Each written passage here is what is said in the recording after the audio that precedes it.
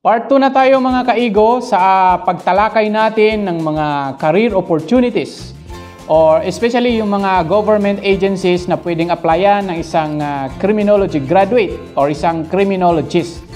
Kaya kapag hindi mo pa napapanood yung part 1, so kung saan nga dinidiscuss natin yung mga government agencies, I recommend na panoorin mo muna yung part 1 para masundan mo yung flow ng ating discussion. Nilagay ko lang dyan kaigo sa baba yung link ng part 1 para madali nyong ma-access. And kung bago ka pa lamang sa ating YouTube channel, maaring mag-subscribe, ma-share para ma-recommend ni YouTube sa mga iba na nangangarap maging criminology graduate or criminologist or nangangarap na pumasok sa ating mga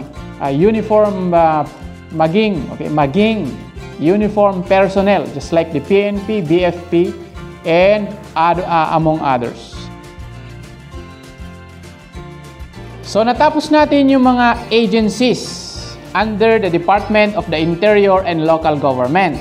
Okay, natapos natin yan sa part 1. Ngayon, isusunod naman natin yung mga agencies or bureaus under ng Department of Justice. At ang una sa ating listahan under that department is BUCOR, Bureau of Correction. Dati ang pangalan niyan is Bureau of Prisons. So pinalitan ng Bureau of Correction para ma-align dun sa kanilang goals and objectives na to rehabilitate or treat offenders. Kasi nga, Bureau of Correction to correct. So para ma-align ang kanilang ma-align dun sa kanilang goals and objective. Kasi pag tinawag natin na Bureau of Prisons, yung prison pa lang na term is parang may stigma nga, parang may negative impact. So para ma-align nga, pinalitan ng Bureau of Correction.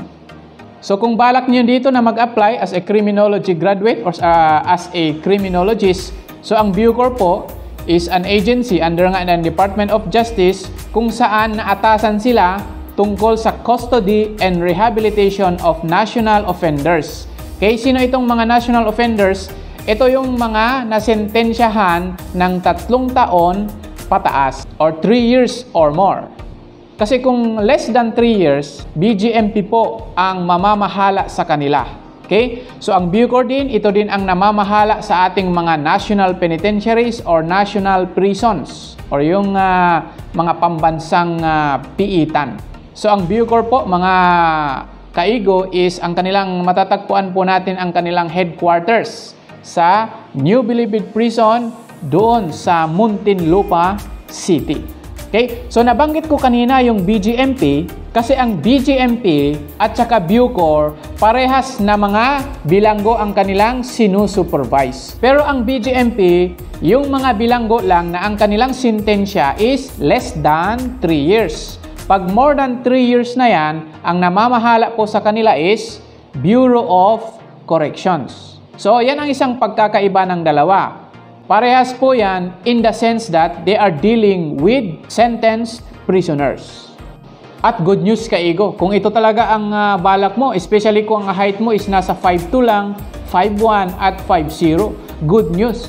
Kasali po sa sakop ng RA 11549 ang Bureau of Correction. Binawasan na po ang height requirements sa PNP, BGMP, BFP at kasali ang BUCOR.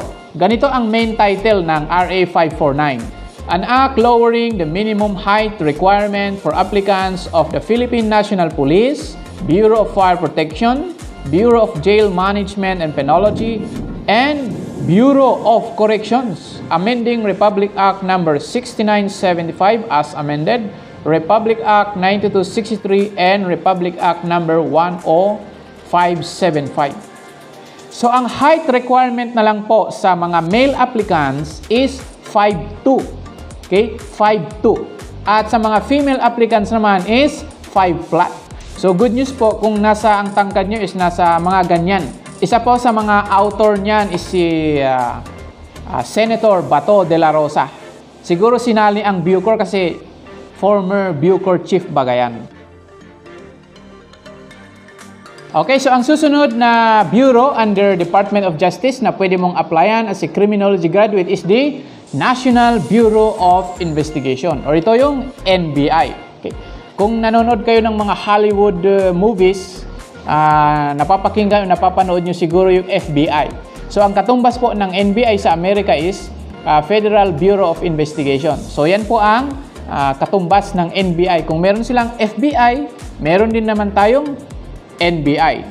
So ang NBI, kung ito yung balak mong applyan bilang criminology graduate, is this is our primary investigative body ng ating bansa.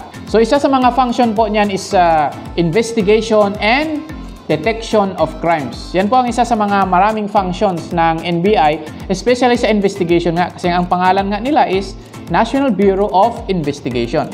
So nag-i-investigate talaga yan, lalo na yung mga crimes na may public interest. Kung maalala ninyo, yung Dasera case, yung PDAF case, and among others. Okay? Sumali po sila sa investigation kasi yung mga kaso na yan is may public interest. And isa sa mga function nila is they are also conducting intelligence operation. Okay? Nag-i-intel din ang mga yan regarding some crime, yung mga sindikato sa ating bansa. Nagkakandak din ng intelligence operation ang NBI. Ngayon, tulad ng PNP, ang PNP kasi, BFP, meron silang modernization law. Ganon din po ang NBI. And that is RA 10867. So, ganito po ang main title ng batas nila. Republic Act number 10867. An act reorganizing and modernizing the National Bureau of Investigation, NBI, and providing funds therefore. So, yan po ang modernization law ng NBI, tulad din ng Philippine National Police. Ngayon, sabi nila, mga lawyer lang daw ang pumapasok yan bilang NBI agent. Totoo ba yun? Pag ang applyan mo, mga ka-ego, is NBI agent, yun talaga, number one qualification dyan is you must be a lawyer or member ka ng Philippine Bar. And isa kang CPA or Certified Public Accounts. Pero, pag hindi ka naman lawyer at ang kurso mo ay related sa investigation at ang BS Criminology is related, yan po ang isang course na related sa investigation, pwede kang mag-apply as Special Investigator. So kapag ikaw po ay criminology graduate, criminologist, you can apply in the National Bureau of Investigation as a Special Investigator.